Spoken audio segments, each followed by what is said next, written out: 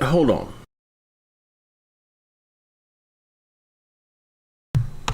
I'm kind of caught off guard here. What's going on? Oh my gosh. Oh my gosh. So, hi. How's everybody doing? Hold on.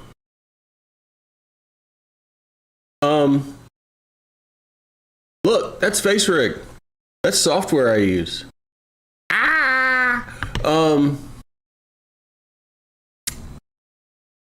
That's just funny. What's going on here? So I wasn't streaming yet, and I'm sitting here looking at chat, and as I'm looking at chat, I see, say hi to Collins Group as they're joining in, and I'm like, oh my God, I haven't even started streaming yet. So how can Collins Group be joining in on a stream that I haven't even started yet? It's 10 minutes. It's 10 minutes before I'm even supposed to go live. Actually, at that point, it was more like 15, wasn't it? I mean, what's a guy supposed to do? I don't have any of the scenes set up yet. None. I need to go over here and do a few things. Oh my God.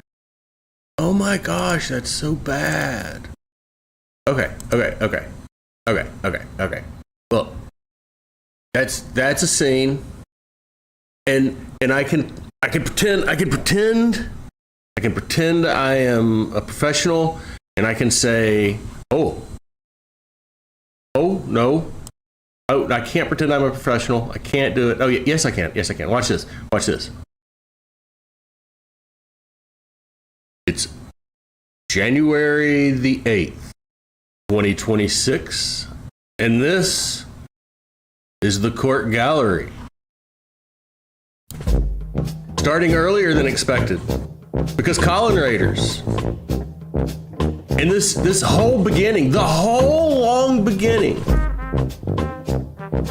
everything, the whole long beginning is one big Colin pause. Yeah.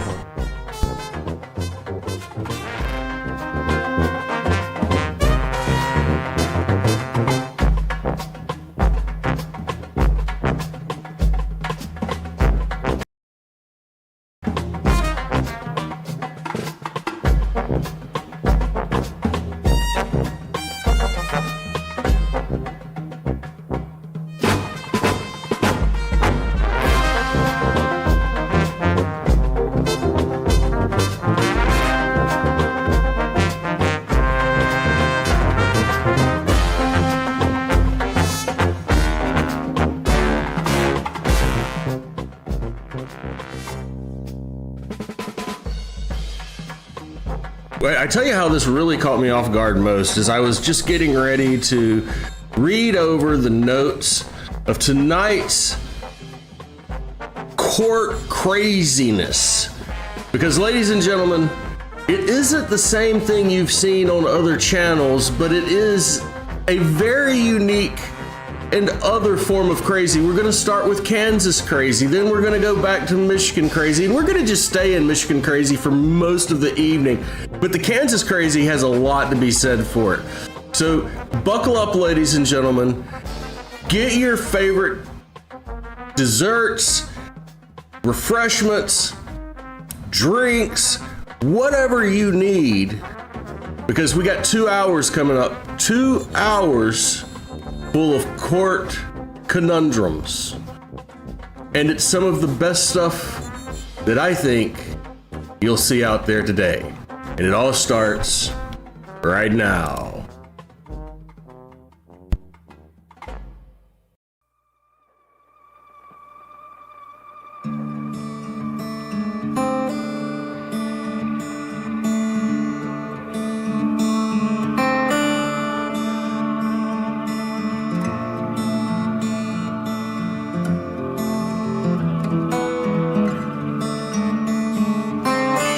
And Mr. Daly, your next case? Esther Lepe Ramos. It's our intention today to enter a plea of no contest to an amended count 1 and count 6. And count 1 is amended to what?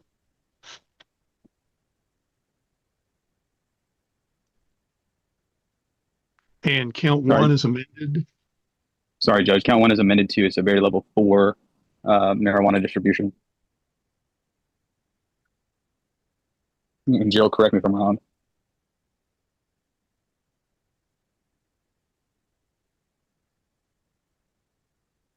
And Ms. Gillette, is that correct? It is. It's count 1 and count as a 4 and count 6. It is a registration case, and she will need to. Is it? It's marijuana, so it's not marijuana. So there is no register. Right.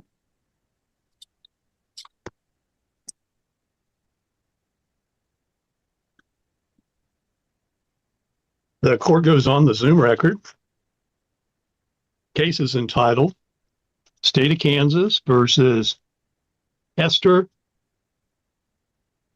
Lepe, Ramos, 25 CR 61.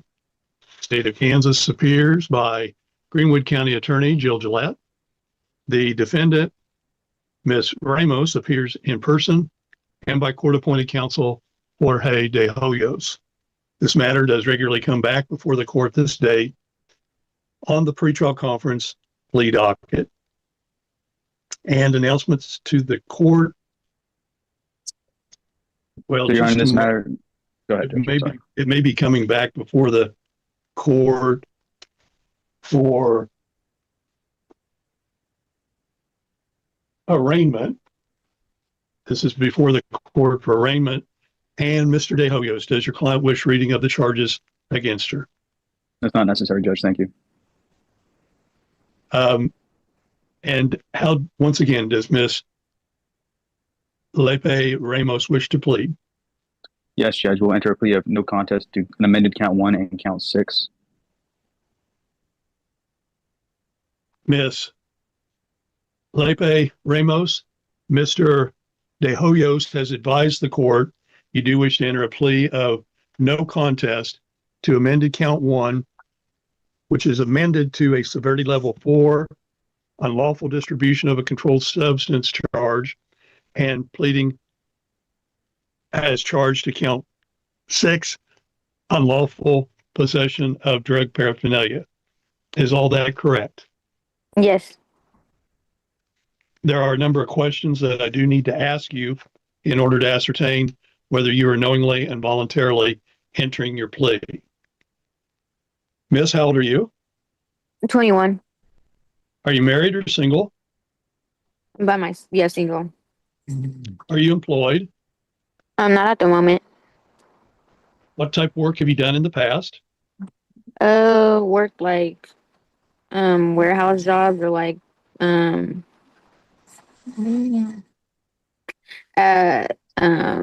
Homes Goods, Burlington, stores like that. What is the highest education level you have obtained? 11th grade. If at any time during the course of these proceedings you do not understand a question, please ask the court, myself, to describe more fully, or please feel free to consult with Mr. De Hoyos. Do you understand that? Yes. Are you making your plea voluntarily? Yes. Have there been any promises or threats made to you which have influenced you to plead no contest? No. I understand there have been certain plea negotiations entered into between your counsel and counsel for the state. Do you understand, even though the attorneys may make certain recommendations in regards to sentence, the decision in regards to appropriate sentence is mine, pursuant to the sentencing guidelines for the state of Kansas? Yes.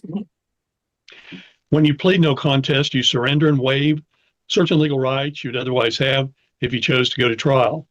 Do you understand you have the right to a speedy trial where your guilt or innocence would be determined by a jury, or if you chose to waive a jury, by a judge? Yes. Do you understand in such a trial you would have the right to confront the witnesses against you and have them cross-examined by your attorney? Yes. You understand in such a trial, you'd have the right to subpoena witnesses who may have information favorable to you and call them to testify in your behalf. Yes. You understand at a trial, it would be the burden of the state to prove your guilt beyond a reasonable doubt on each element of the charges against you before you could be found guilty. Yeah. You understand the judge and the jury must presume you're innocent until the state proves otherwise, if ever, beyond a reasonable doubt. Yeah. Do you understand if convicted at such a trial, you'd have the right to ask the court for a new trial, and if denied, would have the right to appeal your conviction and your sentence to the appellate courts of the state of Kansas? Yes. Do you understand you're giving up each one of these rights if you plead no contest? Yes. Do you understand the sentences which may be imposed? Yes. In regards to count 1, unlawful distribution of a controlled substance, a severity level 4 drug felony, you could be sentenced anywhere from 14 to 51 months in prison. If you would have 3 or more non-person felonies or less, you fall within a border box whereby it would be at the discretion of the court whether you're placed on probation or in prison.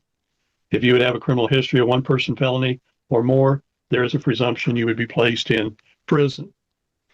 Yes. In regards to count 6, unlawful possession of drug paraphernalia, you could be sentenced anywhere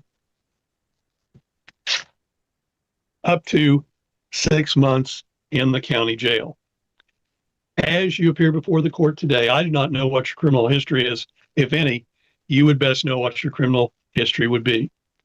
Do you have any question as to the sentence the court may impose? No. Do you understand that in addition to the possible sentence and fine, the court will order payment of court costs? I may require you to pay restitution or any personal injury or property loss involved. I may impose administrative cost of a probation program and may require you to reimburse the state for your indigent legal fees. Do you understand all that? Yes. Have you ever been adjudged mentally ill by a court? No. Ever had a guardianship or conservatorship set up to handle your affairs? No.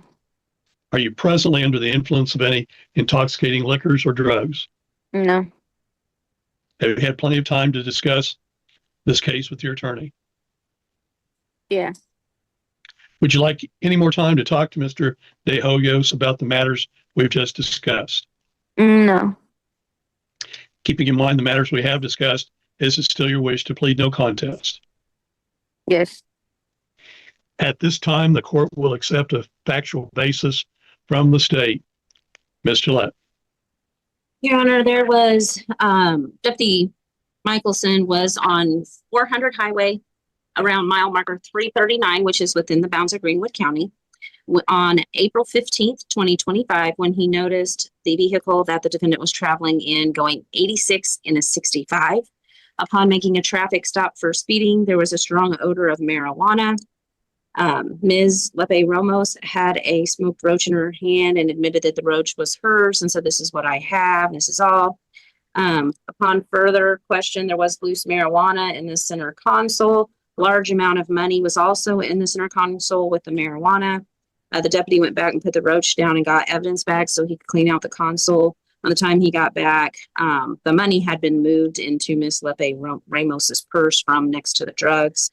Upon a probable cause search of the vehicle, there was a large vacuum sealed bag in the trunk that was also recovered full of marijuana. And the total of the money within the vehicle was $3,957. It was being stored with the marijuana as if it was proceeds from distribution of marijuana. The marijuana was sent to the KBI lab. They weighed 3 bags containing vegetation and some of the loose vegetation. Those amounts came to 47.64 grams, 14.94 grams, 5.69 grams, and 2.69 grams, exceeding the amount required for a level 4 distribution of marijuana. There were numerous individual bags also that had been found. So that would be the basis for the distribution of marijuana, and the count number 6, possession of paraphernalia.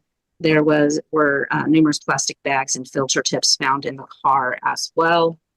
There was also a package of hemp brand wrappers in the vehicle in the front, in one of the door pockets of the front of the car, that matched the roach that they were smoking.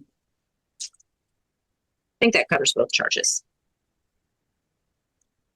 And Ms. Lepe Ramos, do you know of any reason why the court should not accept your plea of no contest? No. And Mr. De Hoyos? I know of no reason, Judge. Ms. Lepe Ramos, the court does find that you are alert and intelligent, that you understand the nature of the charges and appreciate the consequences of pleading no contest. I further find you understand the rights you're giving up by pleading no contest. I do find the facts of the case to be sufficient to find you guilty, count 1, unlawful distribution of a controlled substance, and count 6, unlawful possession of drug paraphernalia. I further find your decision to plead no contest is freely given, and that you have had the advice of a good attorney with whom you are well satisfied. Therefore, I do accept your plea of no contest and find you guilty, both counts 1 and count 6. Court grants the motion of the state to dismiss all other counts. And it would appear that appropriate sentencing date would be March the 5th, 2025, 9 a.m. by Zoom. March 5th, 2026 at 9 a.m. by Zoom. March 5th, 2026, 9 a.m.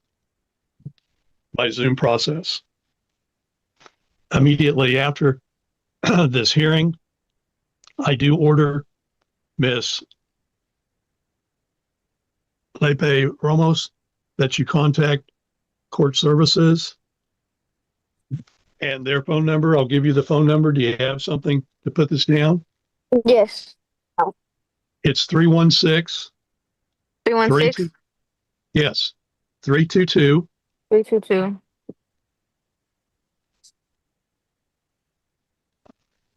4153. 4153. That is correct. That's court services. You're contacting them for purposes of scheduling a pre-sentence investigation report interview. Otherwise, the court does continue you on the bond previously posted, subject to the conditions therein. Any other matters to come before the court? Ms. Gillette? Not on this matter. And Mr. De Hoyos? Not on this matter, Judge. May I be excused? Yes, and there being nothing further to come before the court is in recess. And Mr. De Hoyos, best wishes on the birth of your child. Thank you, sir. Thank you, everybody. Court is in recess. Announcements, Mr. Ambrose. Yes, Judge. I believe we're ready to call Mr. Davis, which would be Greenwood 25 CR 62 State v. Montrez Davis.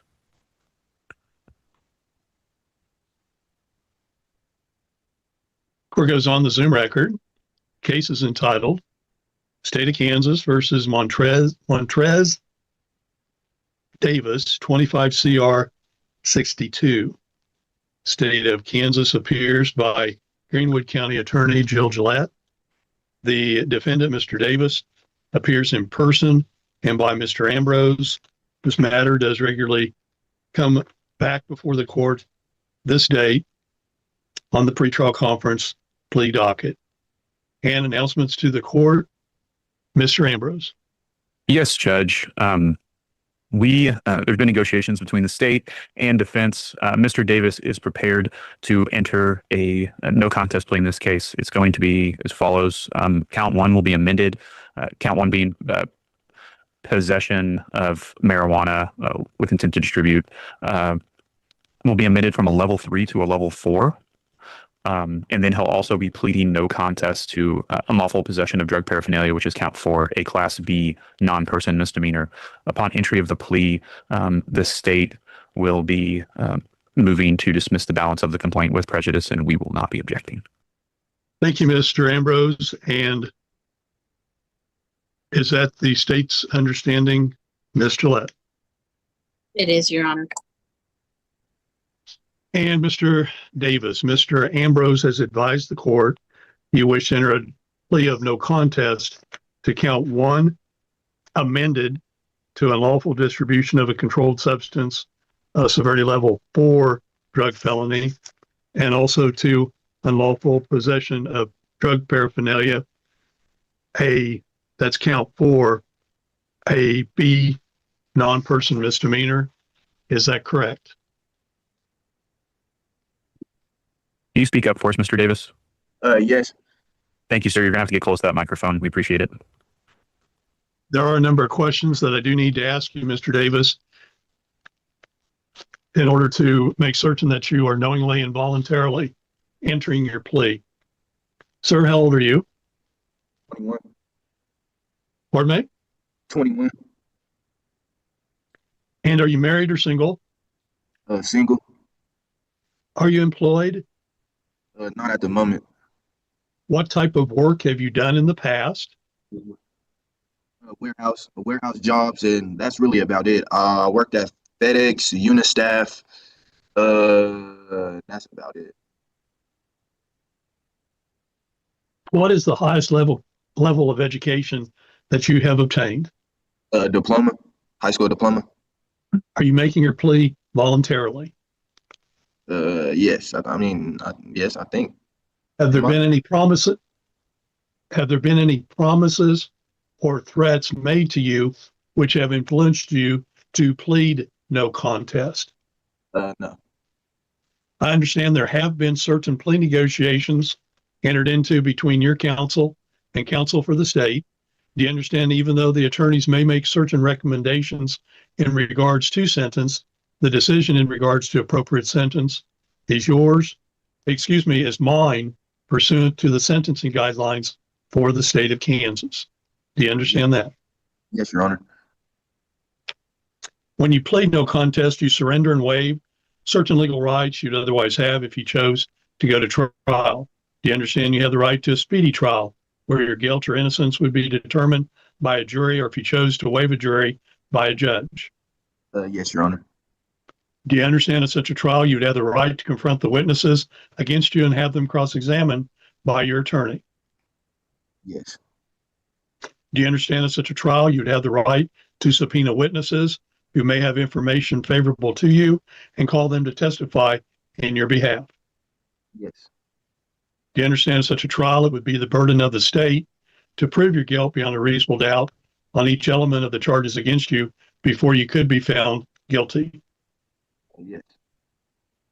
Do you understand the judge and the jury must presume you're innocent until the state proves otherwise, if ever, beyond a reasonable doubt? Yes, Your Honor. Do you understand if convicted of such a trial, you'd have the right to ask the court for a new trial, and if denied, would have the right to appeal your conviction and your sentence to the appellate courts of the state of Kansas? Yes. Do you understand you're giving up each one of these rights if you plead no contest? Yes, Your Honor. Do you understand the sentence which may be imposed? Yes. In regards to count 1,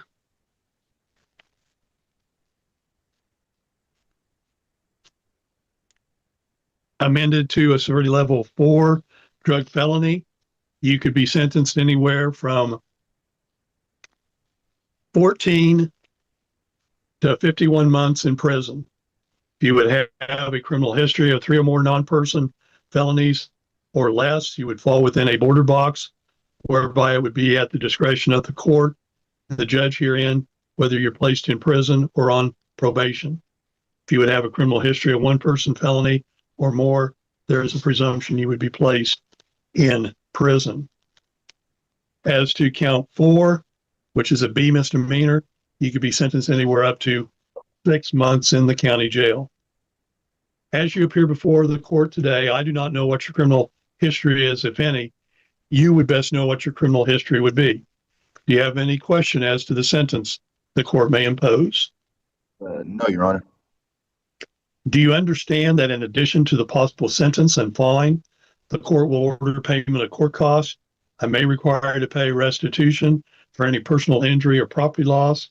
I may impose administrative costs of a probation program and may require you to reimburse the state for your indigent legal fees.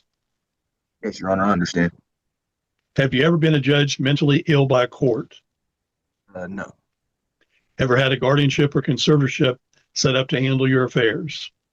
No. Are you presently under the influence of any intoxicating liquors or drugs? No. Have you had plenty of time to discuss this case with your attorney? Yes, Your Honor. Would you like any more time to talk to Mr. Ambrose about the matters we've just discussed here today? I think we should be fine. Keeping in mind all matters we have discussed, is it still your wish to plead no contest? Yes, Your Honor. At this time, the court will accept a factual basis from the state. Ms. Gillette. Judge, this may sound a little familiar to you. This is the co-defendant from our other plea earlier on April 15th of 2025 on US Highway 400 at mile marker 339. Deputy Stephen Michelson effectuated a traffic stop for 86 and a 55. There was a strong odor of marijuana. Ms. Lepe Ramos had a smoked roach in her hand and said that was all that was in the car. There was a large amount of marijuana with money in the console, that money totaling $3,957. When the officer went back to get evidence bags, Ms. Lepe Ramos had moved the money to her purse. And as the officer was doing a probable cause search in his car, Mr. Montrez Davis was secured in the deputy's vehicle after being patted down. And Ms. Lepe Ramos was outside of the vehicle near the front of the car. While Mr. Montrez Davis was in the vehicle and the search of the car was being completed, he dialed on his cell phone, a man he referred to as Pops. During that phone call, which was caught on the in-cabin camera on the cruiser, he discussed with Pops the marijuana that would, and said, oh, he found it when the marijuana large vacuum sealed bag was found in the trunk. He also talks about a gun that was in the car and that he should have thrown it out, as well as some of the other marijuana that was in the vehicle. The package of the filters and the hemp rolling stuff was on his side of the vehicle, actually in his door. But that's the same kind that Miss Lepe Ramos was smoking, essentially. But basically, on his phone call, he admitted to knowing about all of this numerous amounts of marijuana in the vehicle, and it was captured on an in-cabin camera, showing that he had knowledge and also intent to be distributing marijuana. And Mr. Davis, do you know of any reason why the court should not accept your plea? No, Your Honor. And Mr. Ambrose? No, Your Honor. Mr. Davis, the court does find that you are alert and intelligent, that you understand the nature of the charges, and appreciate the consequences of pleading no contest. I further find that you understand the rights you're giving up by pleading no contest. I do find the facts of the case to be sufficient to find you guilty, count 1, possession with intent to distribute, a severity level 4, drug felony, and count 4, possession of drug paraphernalia, class B misdemeanor. I further find your decision to plead no contest is freely given, and that you have had the advice of a good attorney with whom you are well satisfied. Therefore, once again, I do accept your plea of no contest and find you guilty, counts 1, count 4. Court grants the motion of the state to dismiss all other counts. Court schedules you for sentencing on March the 5th, 2026 at 9 a.m. by Zoom. March 5th, 2026, 9 a.m. by Zoom. March 5th, 2026, 9 a.m. by Zoom. That is a Thursday. Correct. Otherwise, the court does order you to report to court services today.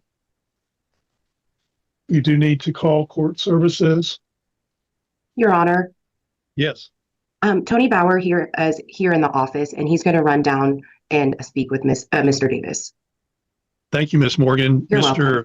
Bauer will be down shortly to speak with you in regards to the pre-sentence investigation report and that process. Any other matters to come before the court, Ms. Gillette I don't think from the state, Your Honor. and Mr. Ambrose? Nothing for me, Judge. Thank you. Court does retain you on the bond you have previously posted. Mr. Davis, subject to the conditions therein, I do order you to stay in contact and communication with Mr. Ambrose and your bail bondsman. Keep them both advised all times for an address, telephone number, place of employment. Yes, Your Honor. There being nothing further to come before the court, court is in recess. Thank you, And you're Judge. free to go speak with Mr. Bauer. And that's all I have, Your Honor. Court goes back on the record. Case is entitled State of Kansas versus Amanda Howell, 24 CR 196. State of Kansas appears by Greenwood County Attorney Jill Gillette. The defendant, Ms. Howell, appears in person and by court-appointed counsel William McClendon. Also appearing at this time, Court Service Officer Jessica Morgan. This matter does regularly come back before the court on a motion to show cause as to why the defendant should not be revoked from her probation. And announcements to the court, Mr. McClendon. Yes, Judge. In talking with Ms. Gillette, I think she's going to request that Ms. Howell be sent to KDOC. However, we would be stipulating and be requesting that the court treat this as a sanction and that Ms. Howell be reinstated on probation. I'll dive deeper into that in the arguments, but that's what I anticipate to happen here. Thank you, Mr. McClendon. And Ms. Howell, Mr. McClendon has advised that you do wish to admit to being in violation of the terms and conditions of your probation. Is that correct? Yes, sir. Yes, You sir. understand by making this admission, the court could very well revoke your probation and order you to serve the balance of your sentence previously imposed. Yes, sir. Have you had adequate and sufficient opportunity to consult with Mr. McClendon prior to admitting to the probation violations here today? I have, Your Honor. Ms. Howell, the court does find that you are knowingly and voluntarily admitting to the probation violations, and the court does accept the same. Court at this time will listen to recommendations from the state and the defense, along with court services, in regards to disposition of your case, Ms. Howell, beginning with the state and Ms. Gillette. Your Honor, the defendant was placed on probation by order of this court. She was placed on probation on her original sentencing date. That was July 31st of 2025. She was to meet with court services and was to call them that day. The defendant had failed to report to probation on August 19th and September 11th. And then she ended up as absconding. There was no alcohol, drug counseling, treatment, or evaluation done. She didn't make any payments. She failed to return any of the phone calls by Officer Morgan. She had been calling her. Essentially, she just completely absconded as soon as she was placed on probation and didn't do anything towards her probation. I have no choice when a defendant just runs off and refuses to even contact court services to come to her meetings or return phone calls, that she's essentially absconded. She was put on probation at the end of July. Her very next appointment she was supposed to come to, she's gone. And she hadn't followed up on any of her appointments, nor has she called or contacted probation. And they've attempted to contact her at the information she gave them. She's not amenable to probation. We'd ask the court to order her to serve her underlying. And recommendations from the defense, Mr. McClendon? Yes, Your Honor. We would ask that Ms. Howell be reinstated on her probation. She's been in the jail there since around or just before Christmas, I believe. We'd ask that this time that she's spending now be treated as a sanction and that she be reinstated on probation. Her father is terminally ill with cancer, and I think she was a bit overwhelmed with things. He's still fighting that battle, and she'd like the opportunity to try to be with him while doing so. Additionally, Your Honor, I was in talking to her today. She's willing and is going to meet with the probation officer there at the courthouse today if she is reinstated. She said she tried to reach out multiple times. I'm not sure the circumstances surrounding, her contact with the CSO. But Judge, we'd ask that she be reinstated on probation. Judge, and I'm not sure she's been seeing her father. Well, answer, I think she's not been seeing her dad. And so she's just essentially been on the run, and she's had plenty of time to see him while she's been absconded. And recommendations from court services, Ms. Morgan? Your Honor, my only recommendation would be if she is placed back on probation, that she is moved to community corrections. I believe this is her first violation. And Ms. Howell? Yes, Your Honor. What is your current residence address? 1210 North Sheridan, Wichita, Kansas. How long have you lived there? About 16, 17 years. My father was living with me. Where is your father currently residing? He's in St. Francis Hospital in Wichita, Kansas. And the reason for his admission to St. Francis Hospital? He has cancer and it's terminal. What type of cancer? Leukemia. He's septic. He's got an infection in his body. Who, if anyone, do you reside at the Sheridan address in Wichita that you reside with? Just him and myself. And have you been residing at that location since you were sentenced by the court? Yes, Your on Honor. July 31? Yes. Why have you not been reporting to court services? I've just been overwhelmed with my dad, and I tried to reach out and make some phone calls, and it just got away from me. I have every intention on following through with everything I'm sentenced to. Ms. Howell, the court has found you in violation of the terms and conditions of your probation. The court finds that you have been on an absconder basis, but based on the information that you have provided today, you have been residing at the residence that you have resided for the past 16 to 17 years that you resided with your father. The court finds, pursuant to your statement, he is terminally ill with leukemia in St. Francis. Therefore, the court, once again, has found you in violation of the terms and conditions of your probation. Court could very well revoke your probation at this time. However, the court does retain you on what has been changed now, and the court does order currently now that you be placed on community corrections probation. Community corrections probation. The court would ask are you currently located at the Greenwood County Jail? Yes.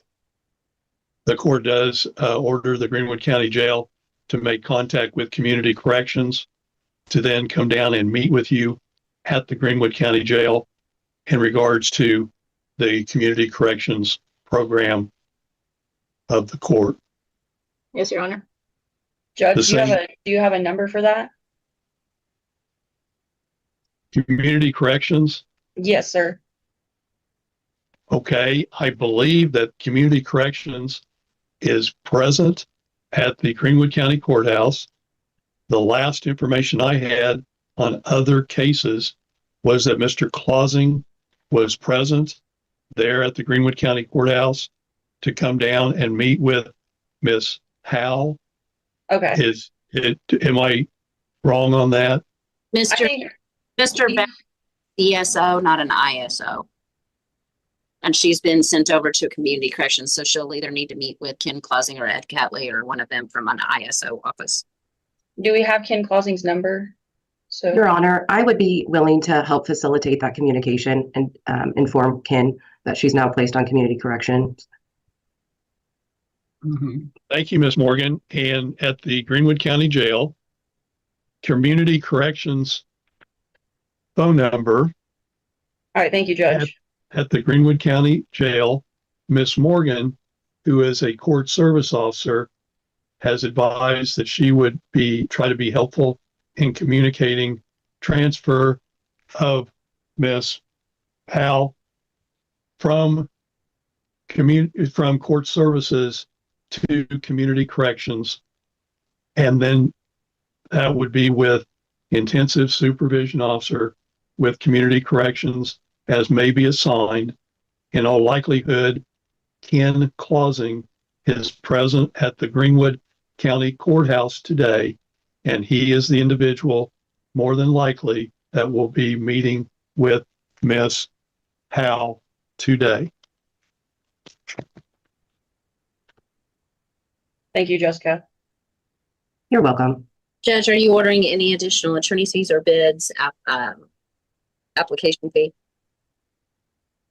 And Miss Howell, are you currently employed? I work part-time Where do you work? for Ram Ammunition.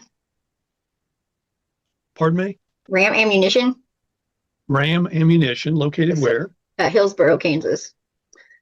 We currently do trade shows.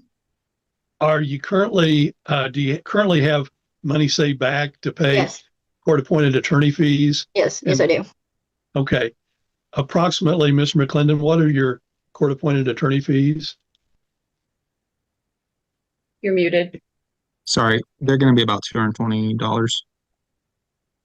$228 plus the court orders, the bids application fee. So that would be approximately $350. The I court can pay. does order that Ms. Howe, you be responsible for payment of the same. Yes, Your Honor.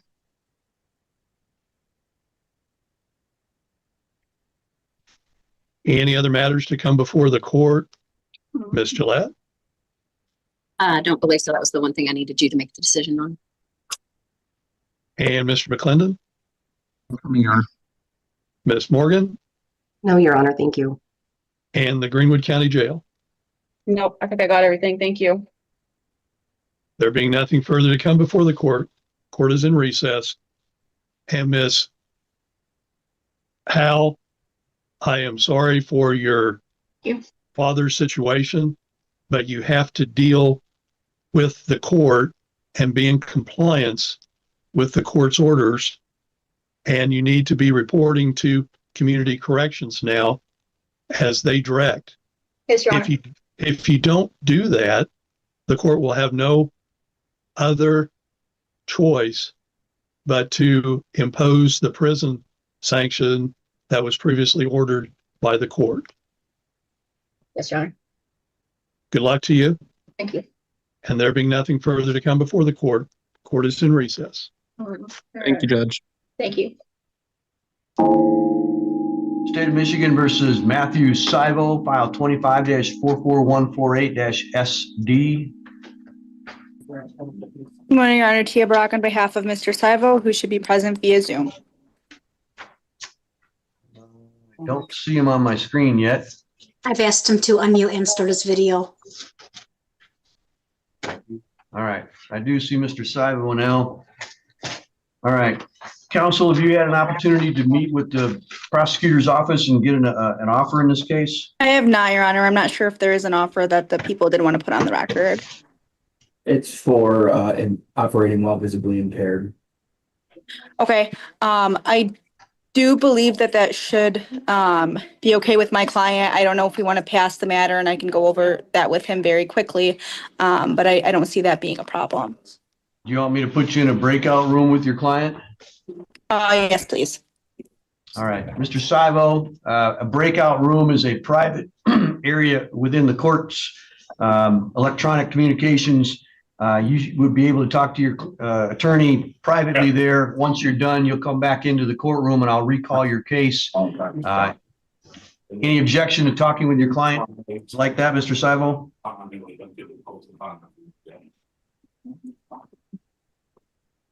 I assume not, so we'll put you in a breakout room.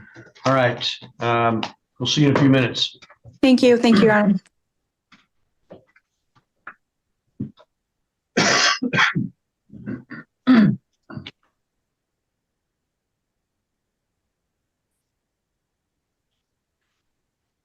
State of Michigan versus Francis Bodwins, file 25-44013-SM. Do you see Mr. Bodwins with us? Francis Bodwins. Bodwins, thank you. All right, Mr. Bodwins, do you have an attorney, sir? Yes, Judge. Attorney Thomas Courts P77177. I just emailed over my appearance. All right, it hasn't made it to the file that I have on the bench. Let me make a note on the documents that you're entering your appearance. All right, is there a resolution of this matter, Mr. Courts? Judge, I want to be candid with the court. Unfortunately, no, there's not likely to be one. He has he's on felony probation in Wayne County, and basically the judge has let us know if he ends up taking a guilty plea, he's going to be facing some serious criminal time. So we're likely to proceed to trial if that's okay. It is. Trial is set for the 21st. Are you going to be ready for it by then? Yes, Judge, I'll make myself ready. All right. I require a witness and exhibit list 14 days in advance. I require all evidentiary issues to be motioned and briefed within that same time period, 14 days in advance. I also require you to meet with the prosecutor or talk with the prosecutor and come up with a set of criminal jury instructions. Typically, the prosecutor prepares those ahead of time. If you have any objections, we'll deal with those. I try to deal with those at today's hearing, but you're just getting here today, so it's going to be a little bit difficult. So I'm going to put the onus on you to meet with the prosecutor and to resolve any issues with the jury instructions.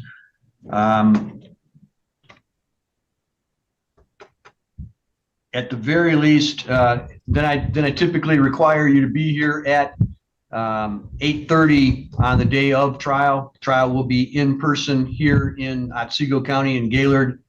And then if there's any last minute issues, we'll resolve them before the jury trial starts at 9 o'clock. Any questions about that process, sir? Not at all, Judge. I sent over my witness list, which just contains my client, and we will resolve that with the prosecutor, and I appreciate it very much. All right. Mr. Fortier, from your perspective, is there any other issues outstanding? I don't believe so, Judge. All right. I will see everybody then on the 21st at the jury trial. Thank you, Judge. Thank you very much.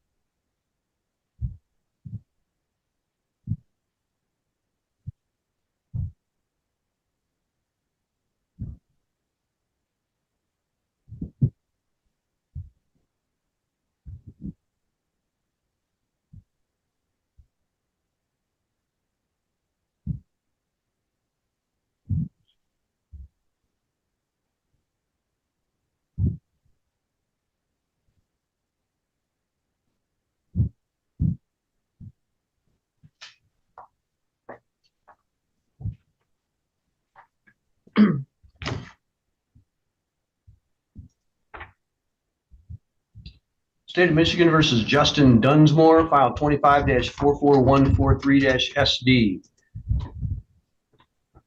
James Dick on behalf of Mr. Dunsmore, Your Honor. I do see Mr. Dunsmore is with us. Do we have a resolution to this matter, Mr. Dick? Not today, Your Honor. We did request some discovery that we have not yet received. It was requested via email last night. So Mr. Fortier has already confirmed that it's been requested, and he'll forward it to me as soon as they receive it.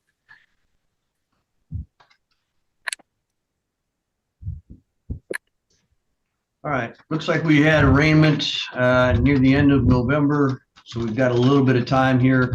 Let me get you another date for the next status conference. We got left in January. You think?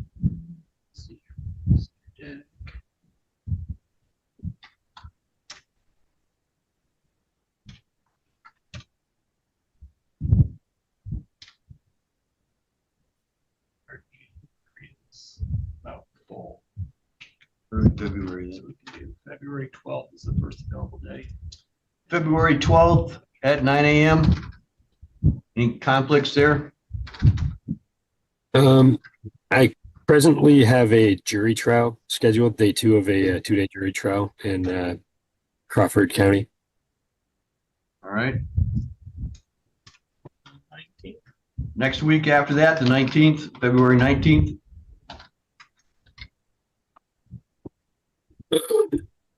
If it's in the morning, yes, Your Honor. Yeah. Yep. Mr. Dunsmore, any problems with the 19th at 9 a.m.?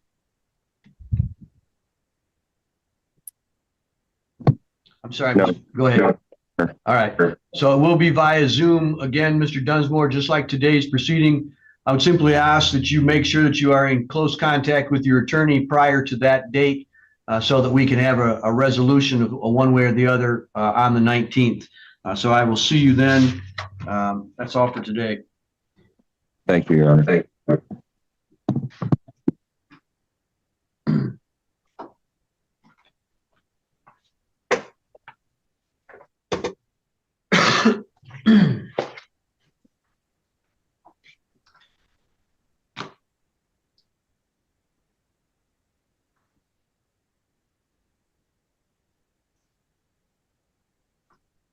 All right, I see that Ms. Barrick is back from talking with her client. Do we have Mr. Sival back in yet? He is back. All right, Mr. Sival, could I have you turn on your audio and video, please? Is that working for you now? It is, thank you. All right, this is the matter of the state of Michigan versus Matthew Sival, 25-44148-SD. Counsel, have you had sufficient time to speak with your client about the offer? I have, Your Honor, and he would like to avail himself of the offer. All right. Mr. Sival, the agreement or the proposed agreement, as I understand it, is that the more serious charge in count 1, which is called operating with a high blood alcohol content, would be dismissed in exchange for your plea to the less serious offense of operating while visibly impaired. Is that your understanding? Yes, Your Honor. If you want to take that offer, if you want to agree to that, you would be giving up your right to have a trial and all of the rights that go along with a trial. Do you understand that? Yes, Your Honor. Let me detail those rights for you so that you can make an informed decision. At a trial, you'd have the right to be represented by your attorney. You could have a trial in front of a judge or a jury. At that trial, you'd have the right to see, hear, and question all the witnesses against you. You'd have the right to have a subpoena to require your witnesses to appear and testify. At trial, you could testify, or you could remain silent and not have that silence used against you. At a trial, you would be presumed innocent until proven guilty beyond a reasonable doubt, and that burden of proof would remain with the prosecutor at all times. Finally, at a trial, you'd have the right to automatically appeal any error at that trial. However, if you enter a plea, you'd be limited to asking the court for permission to appeal, and that might not be granted. Do you understand all of those rights? Yes, Your Honor. Do you have any questions about any of those rights? No. Knowing all of that, do you still wish to enter your plea today pursuant to this agreement? Yes. All right. In order to do that, I have to take some testimony from you, so I need to swear you in. Would you raise your right hand, please? You swear the testimony you're about to give will be the truth, the whole truth, and nothing but the truth, so help you God. Yes. All right. Go ahead and put your hand down, sir.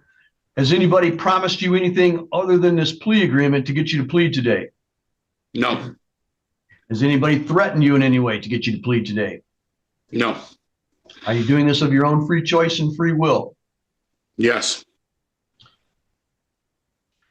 All right. The amended charge of operating while visibly impaired would read as follows. It would say that on or about September the 23rd of 2025 in Livingston Township of Otsego County, that you did operate a vehicle upon a highway, that is I-75, while your ability to operate was visibly impaired from the consumption of alcohol. Is that true? Yes. What vehicle were you driving on I-75 on that date? I was driving my Cadillac, 2010. White. All right. And what did you have to drink prior to operating your Cadillac? I had several drinks at lunchtime for a friend's party, and then I had several drinks later on in the evening with a female who I thought was a friend who turned out not to be. All right. And those were alcoholic drinks? Yes, Your Honor. All right. And did the amount of alcohol that you consumed, did that have the effect of making your ability to drive visibly impaired? Yes, Your Honor. All right. Any additional factual basis questions, counsel? No, Your Honor. Nothing on behalf of Mr. Sival. Thank you. Do either counsel or are either counsel aware of any other promises, threats, or inducements not stated on the record? No, Your Honor. None that I'm aware of. Do each counsel believe that I've properly complied with the plea taking court rule? Yes, Your Honor. You have, Your Honor. Thank you. Thank you. All right. I will accept the plea. I believe Mr. Sival has given me a proper factual basis indicating that he was operating his Cadillac on I-75 on the date in question within Otsego County while he was visibly impaired from the consumption of alcoholic beverages that he consumed both at the lunchtime and at a later time. I believe he's given me that plea knowingly, intelligently, and voluntarily based on his answers to my questions, so I will accept that plea. Counsel, has a substance abuse assessment been completed yet? Not yet, Your Honor. I can acquire one and send it to the court. That would be helpful. I will give you a sentencing date approximately 30 days out from now to allow that process to occur. February 12th at 9 a.m. February 12th at 9 a.m. Any conflict with that? No, Your Honor. Mr. Sival, is that okay with you? Yes, Your Honor.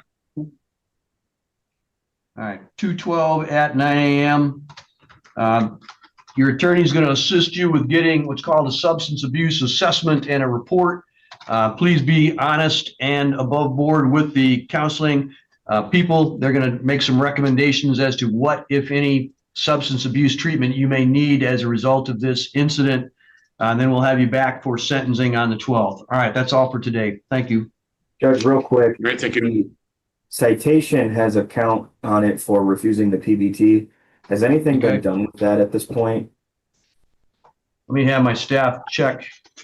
I don't have that documentation in the criminal file. That has been paid. That's already been paid, so that's taken care of. Just wanted to double check. Thank you. Yeah, I appreciate the inquiry. Thank you. That's all for today then.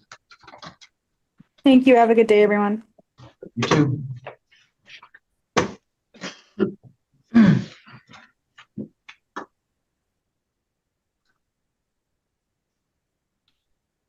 Next matter is the state of Michigan versus Michael Ginoza, file 25-44145-SD. James Dick on behalf of Mr. Ginoza, Your Honor. Thank you. I do see Mr. Ginoza is with us. Mr. Dick, do we have a resolution of this matter? Yes, we do, Your Honor. Mr. Ginoza will be pleading guilty to an added count 2 of operating while visibly impaired in exchange for a dismissal of the original count 1. Is that accurate, Mr. Fortier? Yes, Your Honor. All right, so operating while visibly impaired, dismiss, operating while intoxicated. All right, Mr. Ginoza, is that your understanding of the agreement as well? Yes, sir. In order to accept that offer, you would be giving up your right to have a trial and all of the things that would happen at a trial. Do you understand that? Yes, sir. Let me tell you what those things are that would happen at a trial in detail so you can make an informed decision. At a trial, you'd have the right to have your attorney represent you. You'd have the right to have a trial in front of a judge or a jury. At trial, you could see, hear, and question all the witnesses against you. You'd have the right to present your own witnesses and evidence and get an order from the court called a subpoena to require those witnesses to appear and testify. At trial, you could testify or you could choose to remain silent. And if you remain silent, that silence could not be used against you. At a trial, you would be presumed innocent until proven guilty beyond a reasonable doubt, and that burden of proof would remain with the prosecutor at all times. Finally, at a trial, you'd have the right to automatically appeal. However, if you enter a plea, you'd be limited to asking the court for permission to appeal, and that might not be granted. Do you understand all of those rights? Yes, sir. Do you have any questions about any of those rights? No, sir. Knowing all of those rights, is it still your desire to enter a plea today? It is, Your Honor. All right. I'm going to have you raise your right hand so I can swear you in. You swear the testimony you're about to give will be the truth, the whole truth, and nothing but the truth, so help you God. Yes, sir. All right. Go ahead and put your hand down, sir. Has anybody promised you anything other than this plea agreement to get you to plead today? No, sir. Has anybody threatened you in any way to get you to plead today? No, sir. Are you doing this of your own free choice and free will? Yes, sir. All right. The amended charge, or the less serious charge of operating while visibly impaired, would read as follows. It would say that on or about October the 3rd of 2025 in the city of Gaylord and Otsego County, that you did operate a vehicle in an area designated for the parking of vehicles, that is the Gaylord High School parking lot, while under the influence of alcoholic liquor or while having an alcohol content of 0.08 grams or more per 100 milliliters of your blood. Is that what happened? Yes, Your Honor. What vehicle were you operating at that date and time? It was a Nissan Altima 2022. All right. And where were you operating that? Was that at the Gaylord High School parking lot? Yes, sir. What had you had to drink by way of alcoholic beverages prior to doing that operation? I had several, they're shooters. They're tiny little bottles of alcohol. All right. Do you remember how many you had? I would say 4 or 5. All right. Did the amount of alcohol that you drank have the effect of making your ability to drive visibly impaired? Yes, sir. Did you take a breath or a blood alcohol test after you were stopped by the police? I took a breath test and a blood test. All right. Do you remember the results of either one of those? My breath test was a 0.126 and my blood test was a 0.136. Do you have any reason to believe that those tests were inaccurate or not done correctly? No, sir. All right. Do either counsel have any additional factual basis questions? No, Your Honor. No, Your Honor. Are either counsel aware of any other promises, threats, or inducements not stated on the record? No, Your Honor. No, Your Honor. Do both counsel believe that I've properly complied with the plea taking court rule? You have. Yes, Your Honor. All right. I do believe that Mr. Ginoza has given me a proper factual basis. He's indicated that he operated his vehicle in the Gaylord High School parking lot after consuming a number of shooters, and that that amount of alcohol caused him to be visibly impaired and to have an illegal blood alcohol content under the drinking and driving statute. Therefore, I will accept his plea. I find it to be knowingly, intelligently, and voluntarily made based on his answers to my questions, and so I will accept his plea. Mr. Dick, is there a substance abuse assessment done yet? It's been requested, Your Honor. They need to send him the intake so that they can complete the report. All right. So we would need 30 days. Yep, we'll bounce this out. We still have time on February 12th. James Dick is unavailable, but we do have That's room right. on the 19th. February the 19th, Mr. Dick, is that acceptable? Yes, Your Honor. All right. Mr. Ginoza, February the 19th at 9 a.m. Do you have any conflict with that? No, sir. All right. I'll see you again on that date for sentencing. Please be truthful and honest with the substance abuse assessment people. They'll then make a recommendation about what, if any, treatment they think would be helpful and necessary for you. And then we'll have you back here on the February the 19th for sentencing. Please be in contact with your attorney prior to that time so that you are fully aware of what's going to happen and he can answer any questions that you may have. All right. That's all for today then, sir. Thank you very much. Thank you, sir. Have a good one. You too. Next matter is the state of Michigan versus Paul Martell, file 25-44149-SM. We have Mr. Martell with us. All right, I do see Mr. Martell. You're on mute, Mr. Martell. If you could unmute yourself. Can you hear me now? I can. Thank you very much. All right. This is a status conference Actually, it's and also a motion to modify bond. You have an opportunity in the past, Mr. Martell, to speak with the prosecutor about resolution of this case. Yes, I did. Do you think that you're going to be able to resolve it? No. All right. How do you want to proceed from here? I'll address your issue of bond in just a minute, but are you asking the court to set this for a trial? Yes, Your Honor. Would you like a trial in front of a judge or a trial in front of a jury? A trial in front of a judge should be satisfactory. I have no objections to a bench trial, Your Honor. All right. We will set that. Let me, Mr. Fortier, how long do you anticipate the trial might take? I would say for my portion of it, maybe an hour. I don't know. I know Mr. Martell and I have communicated quite a bit. He provided me with some documentation, so I'm not exactly sure. I would say 2 hours to be on the safe side. All right.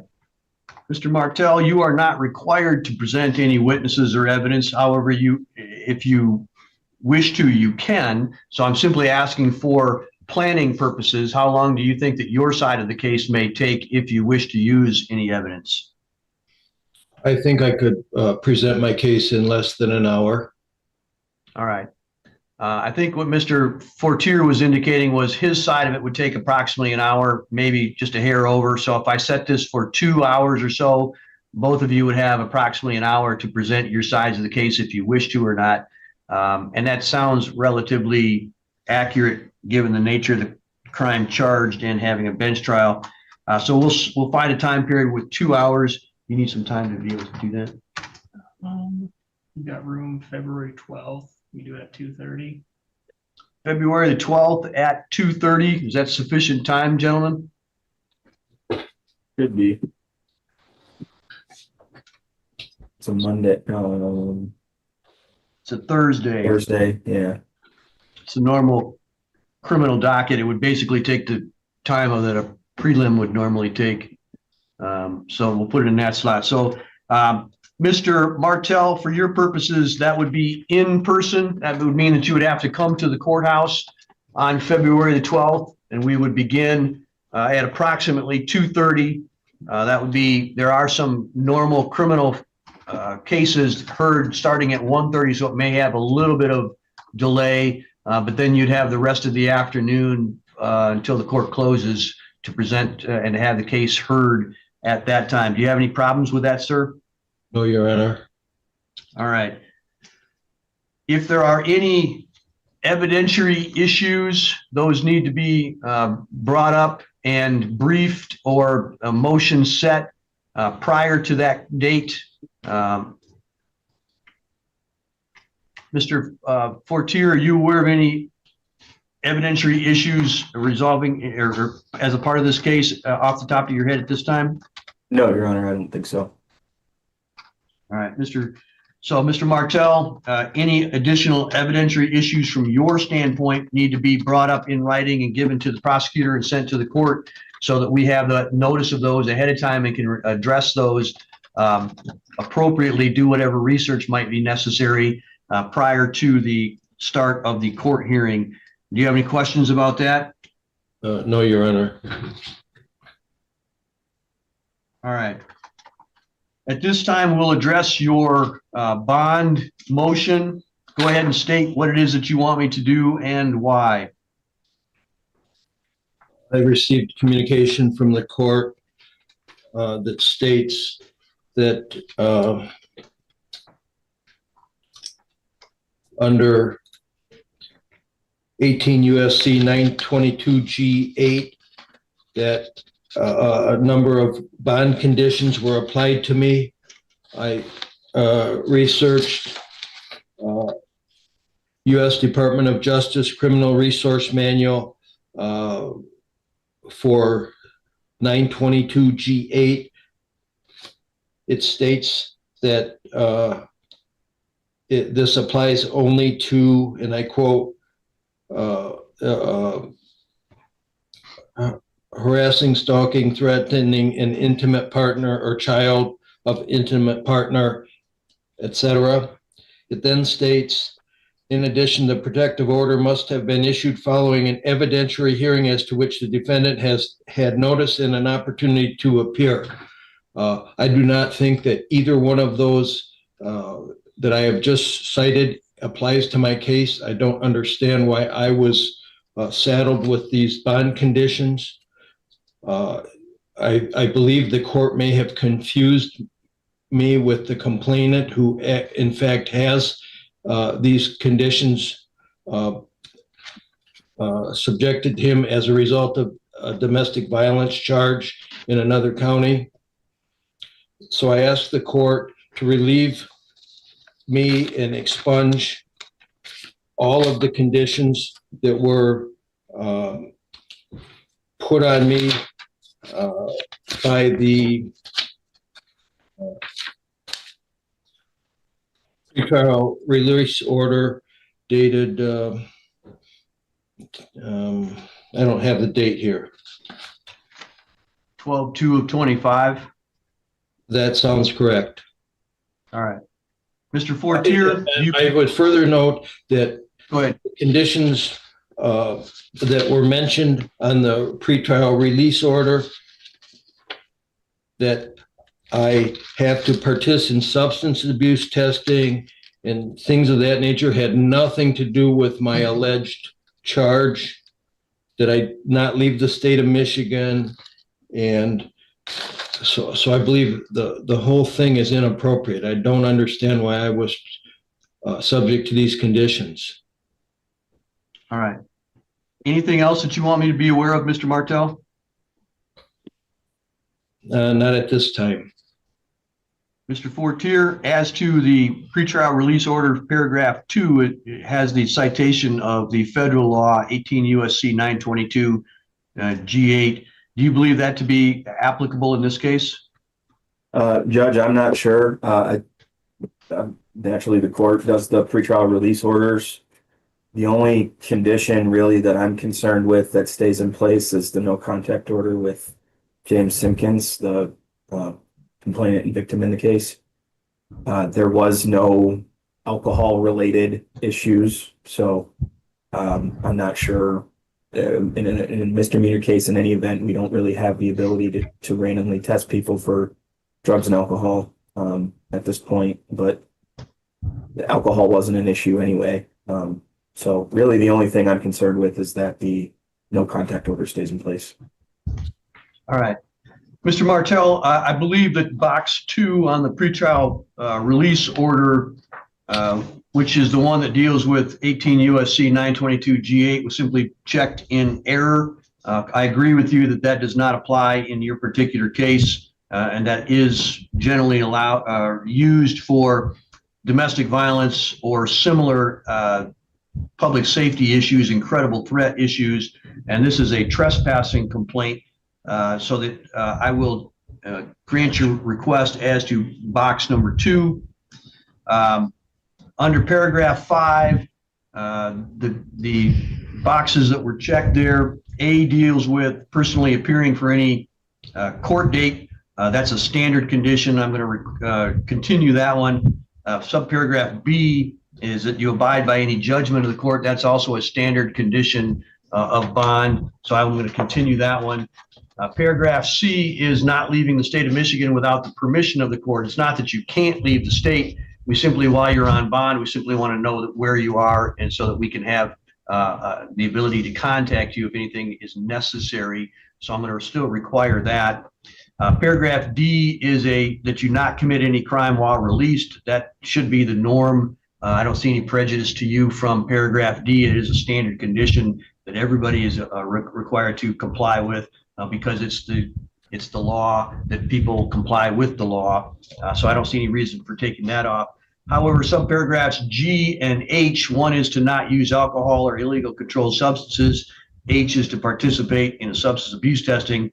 I don't see any indications that either of those are applicable in your case. So I will remove paragraph 5, subsections G and H from the bond.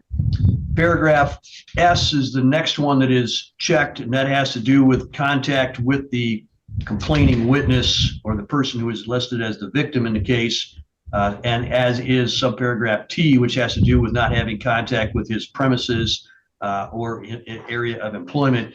Those are typical, normal, standard things so that neither party has any allegations against them in the future about having unnecessary or improper contact prior to the trial occurring. We don't want to have any mix-ups or mess-ups or dust-ups involving the parties prior to the trial occurring.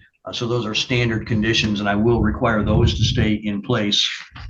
And then paragraph 6 that you've asked in your written motion to be removed is simply that the sheriff has the ability, if you violate, to house you, and that's a standard bond condition required by law.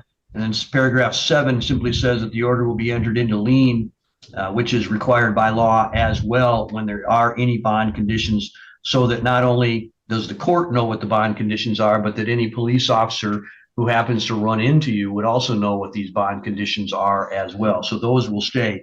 So I will grant your motion as to paragraph 2 and at paragraph 5, G and H, but the other paragraphs will remain the same, and we will send out an amended bond to everyone, prosecutor and Mr. Martell, making the ruling that I've made today put in writing. Judge? Yes. I can interrupt. It's our understanding that number 2 has to be checked in order for the sheriff's department to enter the no contact into lien. Can't do it. Okay. Because it's not that kind of, Mr. Martell is correct. It does require a hearing to be had, and a finding that there is a credible threat to the physical safety of one or more of the persons. So I'm until told that I'm required to do otherwise, I'm not going to do that. So okay. See what happens. All right. That's all then. Thank you very much. Anything else, Mr. Martell? Yes, Your Honor. I'd like to note on line S and T. I live adjacent to the Simpkins property. The order states that I can't come within 50 foot of the Simpkins residence. I'm routinely within 50 foot of the Simpkins residence. The Simpkins routinely drive across my property to access their property, which puts me within 50 feet of the Simpkins. So this will be awful difficult to, I'll say, monitor or enforce. Are you telling me that your property line is within 50 feet of the residence or just of their property line? Probably both. The order is that you not be within 50 feet of their residence. Okay, I don't know that that's going to be a problem. Yes, I can comply with that. I can't comply with, he drives routinely within 15 feet of my residence and my person. The 50-foot rule does not apply to him. This says that the S says that you are to have no contact. If he's simply driving by in a motor vehicle, passes you down the driveway to access the roadway, you've not had any contact with him. He's in his car. If you're trying to flag him down, or you're trying to send him signals, or you're trying to communicate with him, yeah, that's contact. But it said no direct or indirect contact.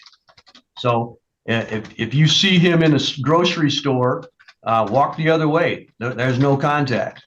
If he's in his car and he's simply driving by, going into his residence, and you're in your residence, you're not having contact with him. I don't see any problems. Okay, I understand, Your Honor. But if you're walking to the edge of your property line and you're attempting to communicate with him verbally or through signals or hand signs or whatever, now we've got a problem. So I understand that you guys are neighbors, and I understand that that's what the issue, some of the issues is with this pressing complaint. And we'll hash that all out at trial, but your job is to stay away from him as much as humanly possible until we have that trial. You understand? I do, Your Honor, and I understand. All right. Any other questions or issues that you have, Mr. Martell? No, Your Honor. All right. Thank you. That's all for today then. Okay, we'll go on the record and People versus Eric Lewis. This is file number 255493. The record should reflect that Mr. Lewis is present here in the courtroom today. If I could have counsel put their appearances on. Sierra Coke on behalf of the people. Thank you, Your Honor. Jason Thompson on behalf of the defendant, Eric Lewis. Thank you. This is the date and time set for sentencing in this matter. Mr. Lewis, have you had an opportunity to go through the pre-sentence report and talk to Mr. Thompson about that? Yes, I have, Your Honor. Mr. Thompson, are there any additions, deletions, or corrections to that report? Your Honor, what I would say is when I allocute, Mr. Lewis has a lot of, or has things he wants the court to be aware of regarding the contents of the PSI, and technical corrections or deletions, but we are going to be commenting extensively on the PSI for my allocation. Okay. Are there any challenges to the scoring or the guidelines? No challenges to scoring, Your Honor. Let's hope that the people have any additions, deletions, or corrections. No, Any challenges to the scoring? no, I believe it's scored accurately. Anything on behalf of the people for allocation? Your Honor, I think the court is probably pretty familiar with Mr. Lewis's behavior through the PSI. Most things are documented. Honestly, he's 34 years old. This is, I think, his 9th and 10th felony. He's got 4 misdemeanors and a juvenile record. He's currently under sentence. He is literally his own worst enemy. He can present normal and he can present appropriate, and then he can be completely out of control. I did read his thing from CMH that he has voluntarily went there 18 times and wants to continue those services. I think that's great for him. But if he doesn't learn some self-control, he's going to spend the rest of his life in prison. The guidelines are 7 to 28. He doesn't get any credit because of his current situation. I don't think he's earned the bottom end of the guidelines. I would ask the court to sentence him in the middle. Thank you. First, if I could approach, Your Honor, Prosecutor Koch referred to it, but this is a letter from CMH that does describe his attendance and his willingness to participate in that CMH counseling he received here. Okay, thank you. I've had a chance to review that here today. Anything else you wanted to say on behalf of Mr. Lewis? Yeah, I had several things, Your Honor. Mr. Lewis wanted the court to know, obviously looking at his record, the number of felonies, there's only 4 adult felonies before here today. Mr. Lewis had an extensive juvenile record that led to him sort of unprecedented, in my experience, being sent to prison at 14. Really kind of a dramatic story when you read his PSI in terms of how long he had been incarcerated, what he had exposed to at a very young age in terms of adult, in terms of a prison. In this time, he did do a lot of additional programming that's referred to in the PSI, doing classes on substance abuse, doing some classes on trying to get qualified as a janitor. As he had been out on parole here, he didn't have any formal violations. He did advocate to try to receive more services and benefits when he was here because he very much believes he needs additional help to become a functioning member of society. As he tells me a lot, he really has a lot of desires in that. He was making moves to achieve that. He wanted an apartment. He wanted to go to college. He was working towards enrolling at college. He wanted to have a productive life. Unfortunately, he had a very bad day here. It wasn't an aggressive thing. It was a non-compliance thing. He wasn't intoxicated that day. He zeroes it to jail. At some points, and I've watched hours of videos about this day, at points he does submitted handcuffing. He then attack officers, but there were points where he was not compliant. He advises me he was very sick that day. He'd been sick for a while. That caused him to go off his medication. He couldn't bail it down. That caused him to go off his mental health medications, and so he wasn't in his best state that day. There are times when it's referred to that he was in a fighting stance. He really doesn't agree with that. And I've watched the video, and his hands were at his side. It's a very aggressive posture from his perspective. He's getting about ready to be tased, so he's tensing up. But he wants the court to know he didn't raise his hands in an aggressive way. He had them at his side, but he was tensing up because he was about to get tased, and he ultimately was tased. Ultimately that day, he's the person who got hurt. He's the person who bore that burden on that day. He knows he really needs help. I think he's demonstrated a lot of insight into that. He knows he needs mental health counseling, and the court can see he's participated with CMH. He has a brother who's doing very well in Gaylord. He looks towards that in terms of a family member who has been able to do the things he wants to do. He did get a GED in 2007. He does suffer from mental health concerns. I think at some points it refers to his health as being in good health, but he wants the court to know he does suffer from PTSD, anxiety, depression, perhaps ODD. He was married and then divorced. His background, because I wasn't clear about that.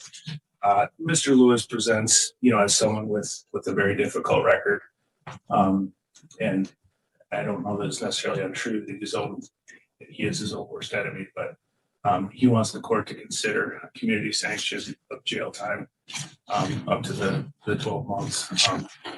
That would be appropriate. Allow him to continue to try to work on the things he's trying to work on. Thank you. Mr. Lewis, anything you wanted to say? Everything my lawyer has said is accurate. I do have like mental issues or whatever, and I understand this.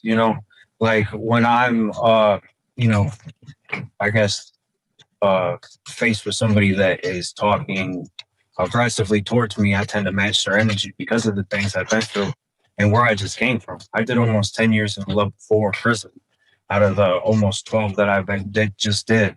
So like, you got to understand, being a white guy and a smaller white guy in a level 4 prison does tend to, reflect on you because of how long it was. You know what I mean? And I don't mean to be like that. And I have been steadily trying to change this. And as you can see, like through everything I've actually did accomplish when I was out there, I was actually trying to do normal stuff. I wasn't doing drugs or nothing like that. I did smoke weed and I did occasionally drink, and my parole officer did know about this.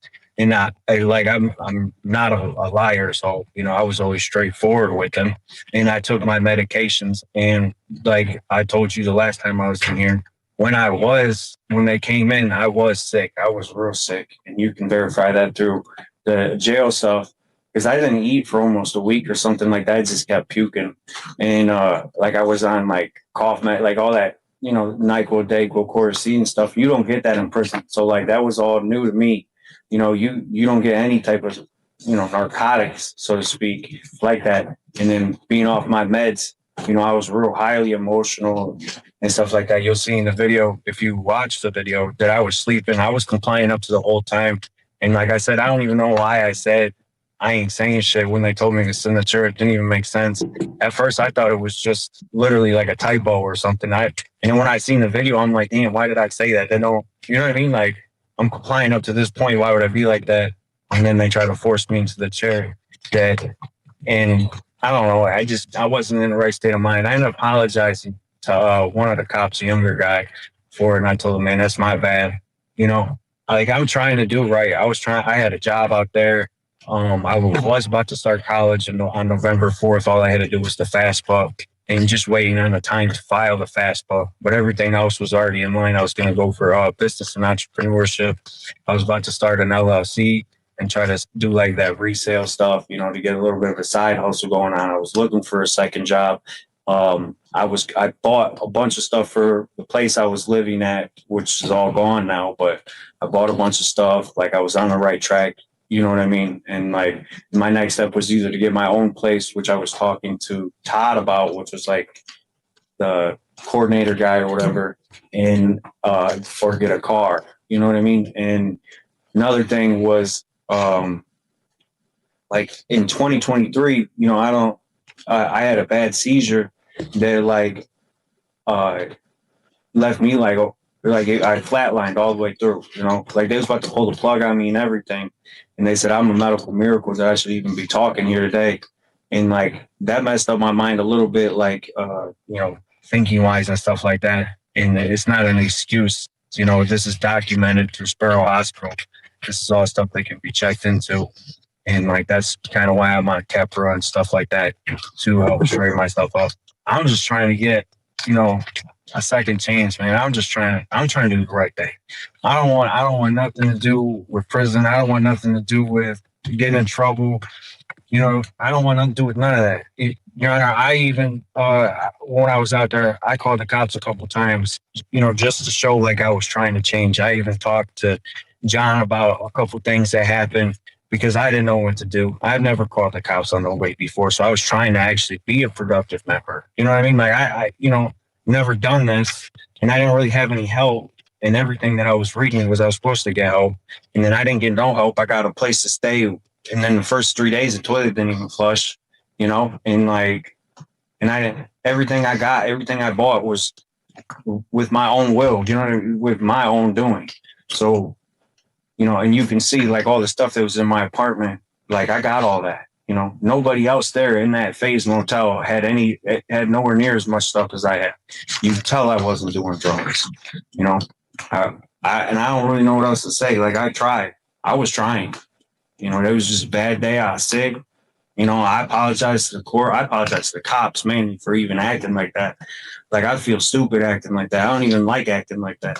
Like I play around, not joke and stuff like that. But you know, but that's with like people that you know I'm comfortable with, you know. But other than that, dude, I don't talk to people like that. I talk to people with respect, you know, and some type of intelligence. I don't like to do that. I've never came out of my bag with John that I can remember. I don't even think we've even had a bad conversation, you know. And I don't know. John's never done me wrong. I've never done him wrong. He's always been straightforward with me. I've always been straightforward with him, blatant to the point. You know, like, hey, like at one point in time, I give you an example. At one point in time, I had like a little, it was kind of like a pocket knife thing or whatever. And I was using it to cut boxes up at my work, like cutting them open and stuff. Because I worked at Bears then. So I cut plastic open. It was real small. It was like the size of a razor blade. John said I'd get in trouble for it. So I ended up throwing it away just because I didn't want to get in trouble for it. You know what I mean? Like, I don't even have, like, anything that he said I'd get in trouble for, I just didn't do. You know, I was actually trying. Okay, well, I did read through the report, so I'm familiar with the incident that brings you before the court here today. I read through the report that contains all the background information about you, your circumstances, your past history, your medical issues, and so forth. So I have all that information.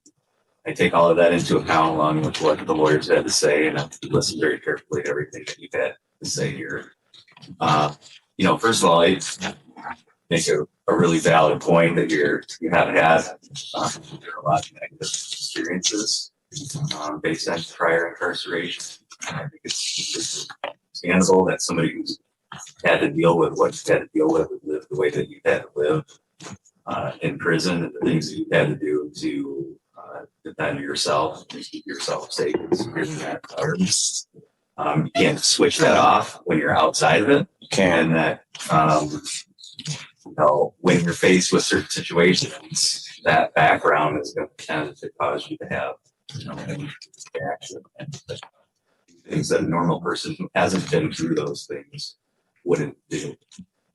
And so, you know, I think that's completely understandable that you would react this way. The problem is those officers don't necessarily know what your background is. They're responding to a situation, and they have to deal with somebody who's doing the kind of things that you were doing. And because you've had that background in your life doesn't necessarily give you the right to put down in a position. No, it doesn't. I understand that. So, and I say that because I think that's a mitigating factor, but it's not one that excuses your behavior in this case. No. And so that's one thing. I think what's positive is that you are taking steps through community mental health to address those things so that you can work on strategies to react in a different way than you did in this situation because of your background. And I think that's a big key for you going forward as to whether or not you're going to spend more time on the outside or more time on the inside. Yeah, I agree. So I say that because I think that's something that I take seriously. As you're aware, your guidelines are 7 to 28 months. I think your conduct in this case, if you pass history, would certainly set the high. I think the fact that you are addressing some of those issues and have voluntarily participated in the community mental health gives the court reason to believe that there is potential for rehabilitation, and that it's something that you're self-directing as opposed to being ordered to do it, which I think makes a difference as well. And so in my mind, that moves the sentence from one that's at the top end of the guidelines to one that's more in the middle, because I think that the sentence in the middle of the guidelines addresses the positive things that you're doing, but it also addresses the wrongfulness of your conduct in this case. So the court finds that the sentence of 18 months in Michigan Department of Corrections for 3 years as each count is a reasonable and a fair sentence given all the circumstances in this case. Because of your parole status, you do have credit for 0 days served. Any sentence here is required to be consecutive to parole violations. Or will order a crime that is assessment of $130 or cost $500, $6, $136 state cost. You have the ability to seek an appeal of the sentence. Now, appellate rights. Did you want to see that? Yes, please. These are your forms if you want to file an appeal, 4 copies. You're going to initial the top one to indicate that you received it. You're going to keep the bottom. So if you want to file an appeal, one of the deadlines is 14 days. So you have to fill those out and turn them in within 14 days. Say the 7th, Your Honor. It was email. You can email. I look for All right, so you keep those copies. You can fill those out if you want to file that appeal.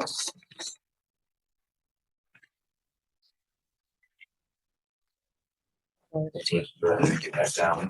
I'm gonna have a spot room right there. Got a microphone there that will pick up the voice. Okay, we are on the record in the matter of the state of Michigan versus Braxton Bailey, 26-4.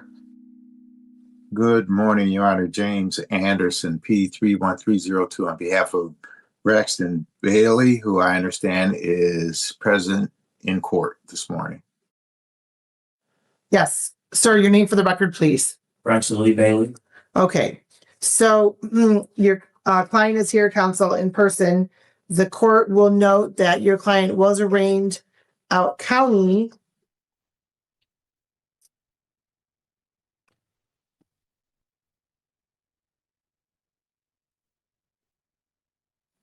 It appears on December 27th.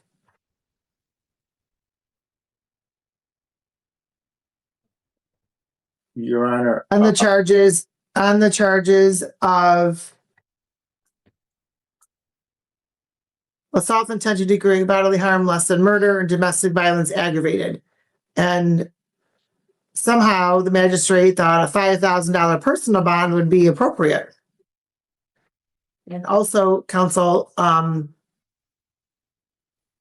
believe in addressing another case, you indicated that you were just appointed an hour ago because something somewhere didn't occur for notice to you after the out-county arraignment, correct? Well, what happened was they had no takers or no attorney except for the appointment. So since I was in court on the other matter, I got a call this morning about an hour ago as to whether or not I would represent Mr. Bailey. I accepted. I know what the charges are. I didn't even know what the charges are, Your Honor. So I've gotten nothing. That's why Okay. I'm asking for the adjournment for this discovery on this matter. Can you grab the prosecutor in here on this one, please? Good morning, counsel. Happy New Year. And your appearance, please. Muhammad on behalf of the people. Okay. And so this says, as it relates to Mr. Braxton Bailey, I am going to grant defense counsel's request for an adjournment. Counsel, would 1 week be sufficient?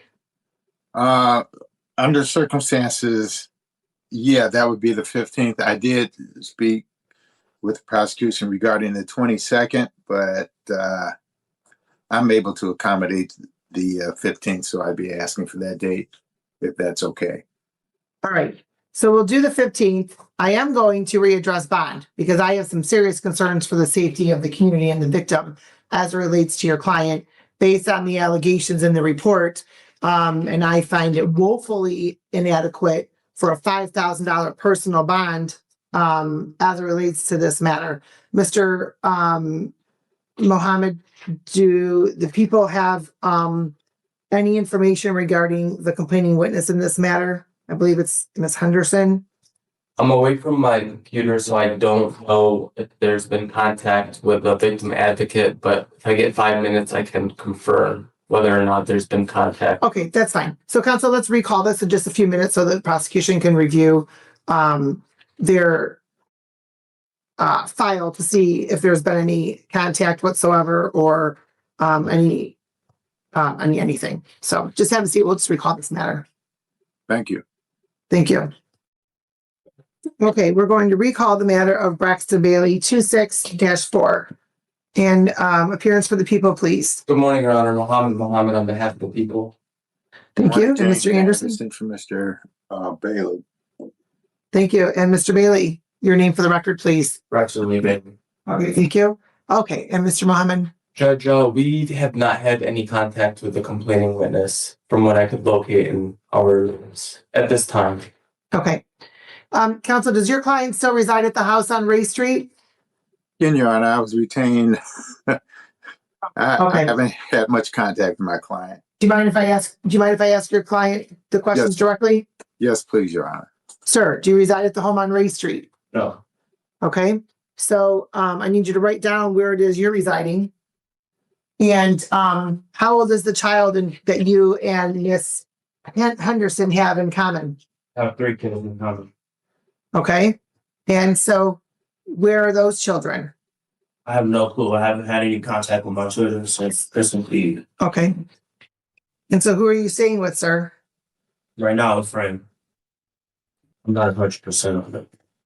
Where do you work? United States Gypsum. And how long have you worked there, sir? Going on 2 years in February. Do you have any access or possession of any weapons or firearms, sir? No. And do you have a GPS tether on? Yes. What are your work hours?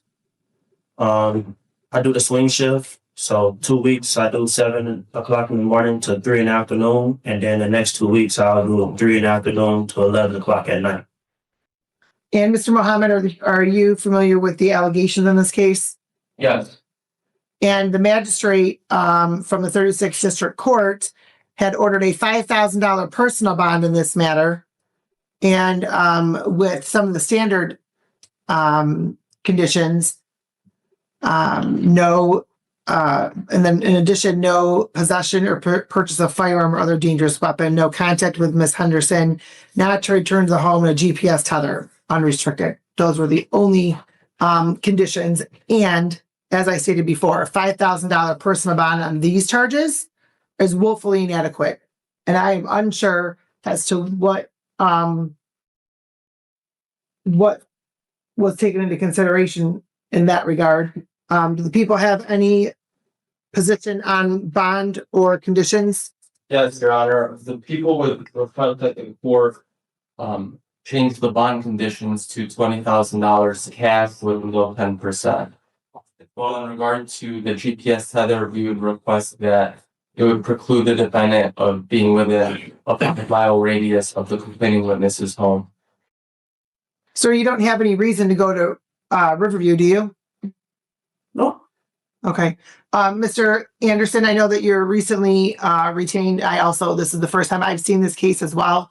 As Mr. Bailey, this occurred on Christmas, it appears, is when the date of this alleged incident is. And he was arraigned by an out county magistrate at 36th District Court.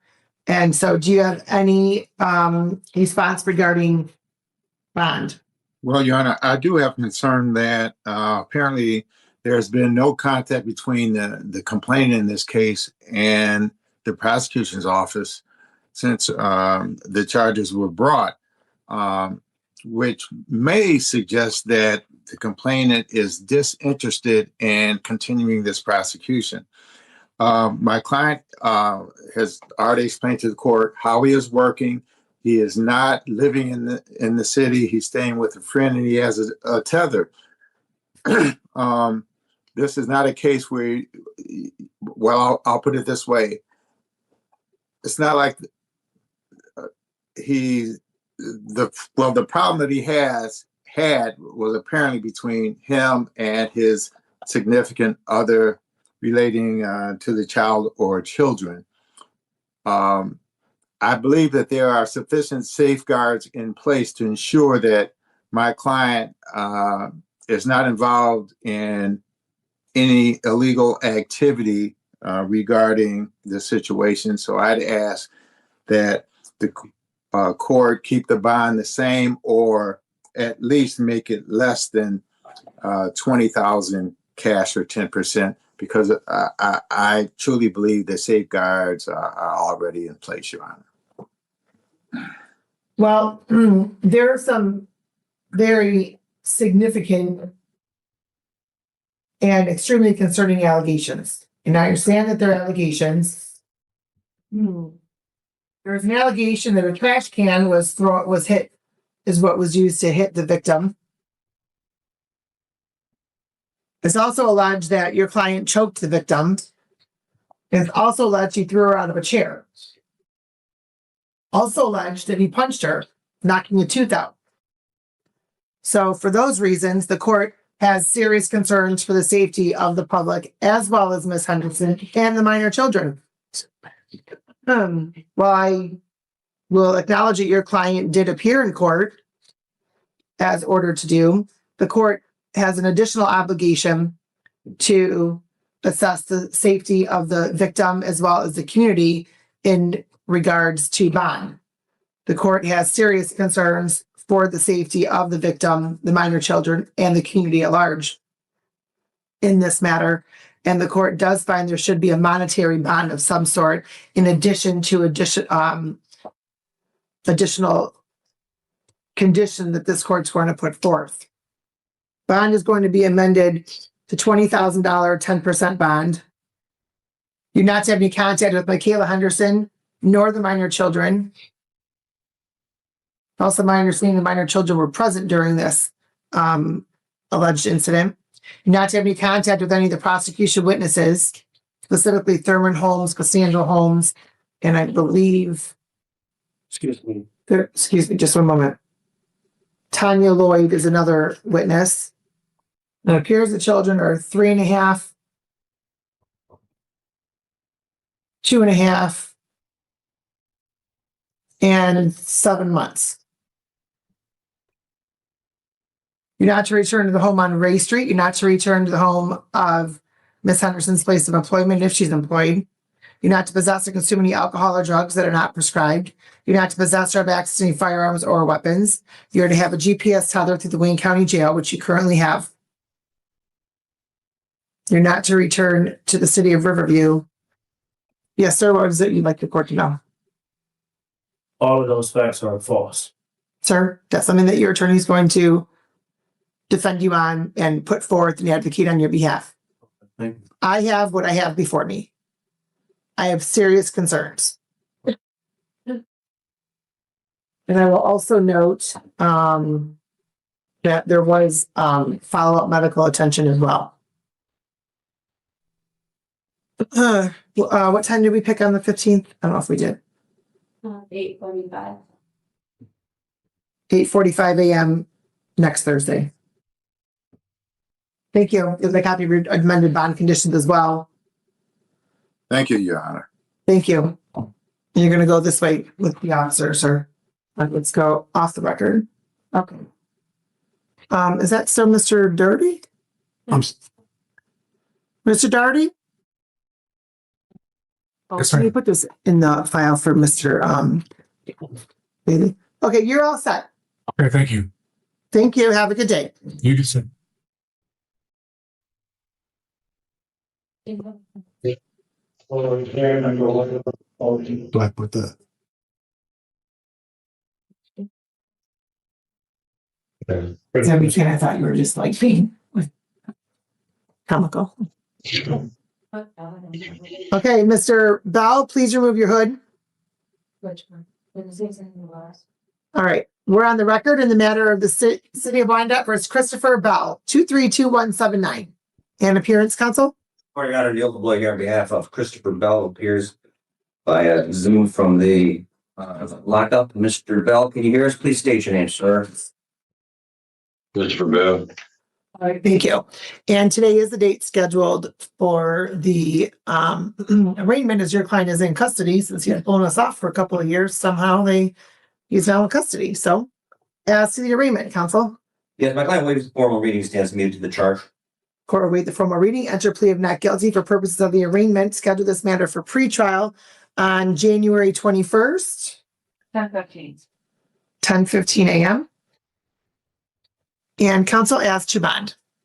Yes, Your Honor, as the bond, Mr. Bell is currently residing in the city of Taylor. He is gainfully employed with a company called Linmar, if I got that right. And that's located in Southfield. He advises that he's not on probation, can't roll anywhere. He was practiced in why he, in this case, from 2023, he indicates in his defense that he had been living out of state for some period of time in the state of Georgia, and he just didn't get this taken care of. So his also let the court to know that he is in a training program and online schooling. So he has his ties to the community are such. We ask the court to set a reasonable bond in this case. I also point out the underlying offense is simply paraphernalia. The allegations are that he was passed during a car, wasn't operating a vehicle under influence or a threat to anybody, anything. Considering that, you've said enough. All right. So, sir, why didn't you show up to court? I was out of state at the time. Okay. And what state were you in? I was in Georgia. I got a job opportunity out there, and I had actually totally forgot about this ticket. So that's the only reason I didn't show back up. Okay. Well, you have heard of Zoom, correct, sir? Yes. Right. And so, this court does accommodate for individuals that are out of state. Okay. Well, I didn't know how that really worked out. But you didn't even contact into the court. So how long have you been back in the state of Michigan? Going on about a year now. Okay. And so if you were to test right now, sir, what's in your system? Nothing at all. And how did you end up in custody today? Actually, I got off work. I was door dashing, or I wasn't even driving though. But he ID'd me, so that's the only reason I even remembered I had something like this going on. So yeah, he ended up saying I don't hear it, and that's how I ended up here. Okay. Well, it appears, sir, as though you seem to forget often that you have to appear in court because you have other warrants from other agencies. Oh, well, for driving, that's why I wasn't driving. What? Yeah, for driving, but that's for driving, but I wasn't driving though. Okay, well, that's good. You get a plus for that, but you still have to show up for court, sir, on all of your cases that you don't seem to do. So I don't really have much faith that you're going to return again because you've already failed to appear for 2 years. You were supposed to have appeared December 12th of 2023. And you did not.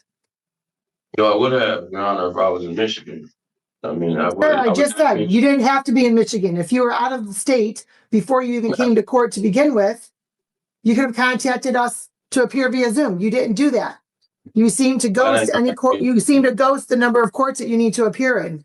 The court's going to order a $3,500 10% bond based upon the defendant's previous failure to appear, as well as his additional warrants that he has in other jurisdictions. You're not to possess or consume any alcohol or drugs that are not prescribed. We'll see you back on January 21st. Thank you. All right, let's go on the record in the matter of the state of Michigan versus Kenneth Haas II, 251749. Ready, Your Honor, kneel to blood on behalf of Kenneth Haas. Mr. Haas, can you state your name, sir? Please unmute, sir. Kenneth Haas. Okay, thank you. Today's the date scheduled for the pretrial in this matter. And counsel? Yes, Your Honor. I've had an opportunity to review this with Mr. Haas and also with the assistant prosecutor, Mr. Muhammad. My understanding is, as I explained to Mr. Haas, the alleged victim in this case, the complaining party, his sister, has indicated she does not wish to pursue charges. She made that clear in a telephone conference with the victim's advocate today. I've advised Mr. Haas that was the circumstance, and that we would be asking for a dismissal of this case. I understand that there's been discussions that it is not the court's intent to do that without Ashley, his sister, being present here. You will not take that over the telephone. That is not acceptable to you.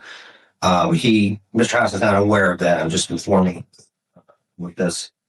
And so as I understand it, the court's intention is to adjourn it for a week and require Ashley to come in so that she can explain to the court that she wants to address the charges. She wishes to drop somebody in person. We ask the court to release Mr. Haas in the interim, if you can address that. Okay, so just for clarification, counsel, you're correct. The court will not, it's difficult to ascertain the actual identity of an individual on phone only if I'm not visually seeing that individual. So yes, and if the victim in this matter, the complaining witness in this matter can be present on Zoom, the court will allow that to occur so long as I can see her visually on the camera if she's not here in person. And so the court will adjourn this or set this for a final pretrial. Yeah. All right, counsel, I don't have an objection to necessarily amending the bond. I do hear from Mr. Mohammed. However, just so you're aware, there are a number of warrants for your client as well, one of which is a Third Circuit Court warrant for a probation violation. Is that for me? I'm sorry, what was that, sir? Is that for me that you're talking about? The third, I took care of that on the 6th. That's already taken care of. Okay. Well, there's also a warrant out of the 25th District Court for your client, as well as 33rd District Court, and 2 actually out of the 33rd District Court. So the current bond for your client is $25,000, 10% bond, with a GPS tether through Wayne County Jail, not to possess or have access to firearms or weapons, not to possess or consume any alcohol or drugs that are not prescribed, not to return to the home on Jefferson, no contact with Miss Carl Stuck II, Tina Stuck, or Ashley Worthen. So if you can you message Mr. Mohammed to come on in, please? Yes. Ms. Dodge, would you mind grabbing Mr. Mohammed, please? Thank you. That's okay. Don't worry about it, buddy. Ms. Dodge just walked in. So. Good morning, counsel. Your appearance for the record, please. Good morning, Your Honor. Mohammed on the head of the people. All right, thank you. And so we have set the new date for I did not set the new date, I don't think. January 22nd. Sorry, Jeff, what was that date? What's that? What was that date? January 15th. Thank you. It's like 9:30 a good time. Oh, sorry, I thought it was 8:45. Oh, sorry, 8:45. Okay, and so then Mr. DeBlois has asked for Mr. Haas to be released. I was going through the warrants that Mr. Haas has out for his arrest, one of which being the Third Circuit Court probation violation. Mr. Haas stated that he had taken care of that January 6th. There are still warrants pending for Mr. Haas out of the 25th District Court from 2021, and there are 2 out of the 33rd District Court from June 27th of 2025. So, and the bond conditions are no contact with Miss Worthen, Tina Stuck, Carl Stuck II, no contact with prosecution witnesses, not to enter the premises at the home on Jefferson, with the exception of one visit with police officer to obtain personal belongings, not to possess or consume any alcohol or drugs not prescribed, not to possess or have access to any firearms or weapons, and not to be released without GPS tethered to the Wayne County Jail. Those are the conditions. Mr. DeBlois asked for his client to be released, and so I'm asking for a response from the prosecution. Judge, we'll defer to the court's discretion, but it does appear the defendant poses a potential flight risk. However, I was informed today that the complaining witness does not wish to move forward, which is why we are setting this for a final pretrial to see if she will still appear. However, she does not wish to move forward, but ultimately we'll defer to the court's discretion. Do you have any indications that there's been any communication from Mr. Haas with the complaining witness? I have not been made aware of anything such as that. Okay, the court will amend the bond to be $25,000 personal bond, given the trajectory of this case. All conditions are continued. If I may, one point with regard to the GPS tether, he's not going to be able to get out, and we'll give him a tether. His address is the same as the complaining party, therefore he doesn't have a cell. Does he have a location he can go? Maybe he does, but if I can voir dire him on that point. Okay. But if he says it's the Elm Park Motor Lodge, are they going to put a tether on him? I thought that they had to have some sort of a permanent residence. Or they won't. They won't be able to. I believe that if somebody is temporarily staying at another location, like a friend's address or their family member's address, I believe that they will tether them to that location. If they don't have any address, then they will not provide a tether for the individual. So if you'd like to voir dire your client as it relates to that, yes. Mr. Haas, do you understand what's going on? So I need to do I gotta have the address right now or just by the time they come to give me my tethering? By the time you have your tether. Can you okay, so yeah, I can get an address. I can either go stay at the shop that I work at, or I can go, I can probably stay with my aunt. Okay, so you can provide an address.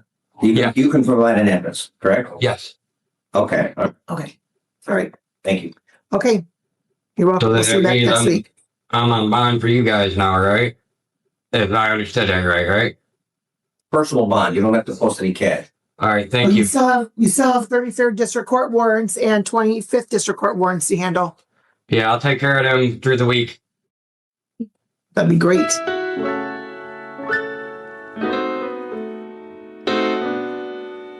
That'd be great.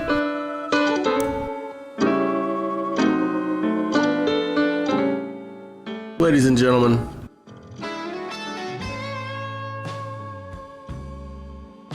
it's been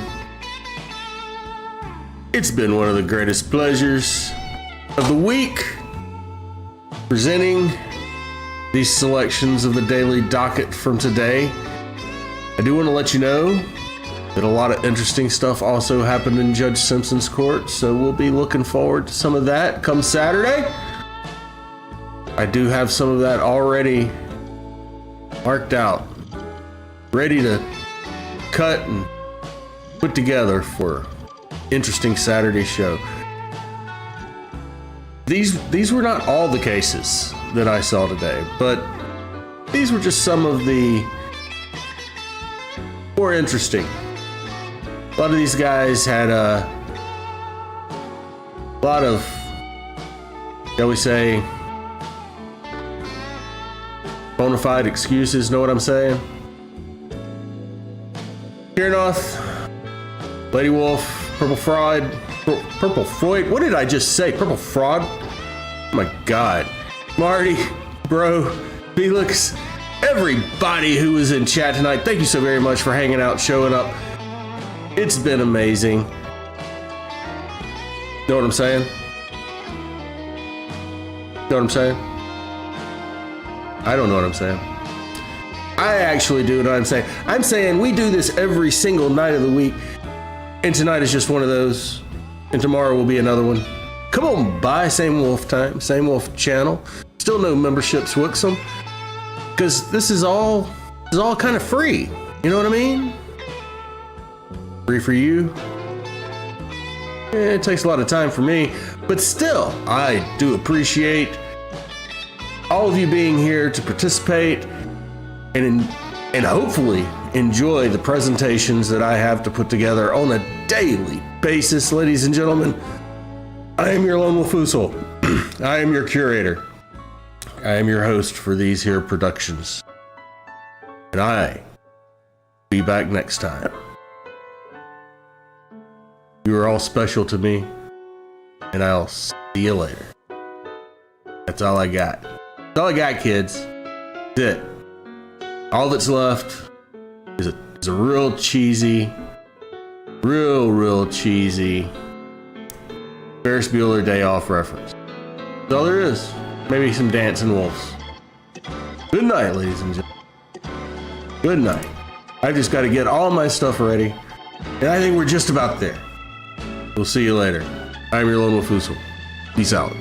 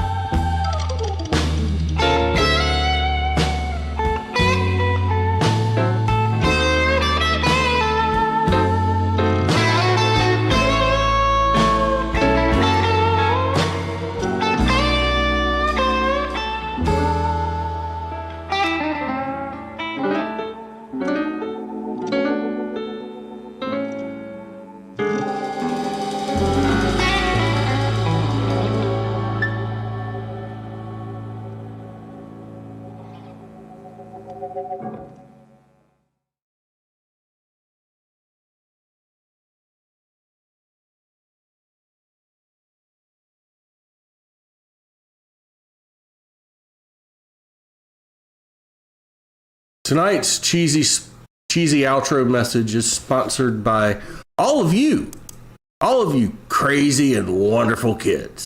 Thank you so very much for hanging out and lurking and chatting in chat and not chatting in chat and being here after the fact and all of that stuff. We'll see you next time. Bye.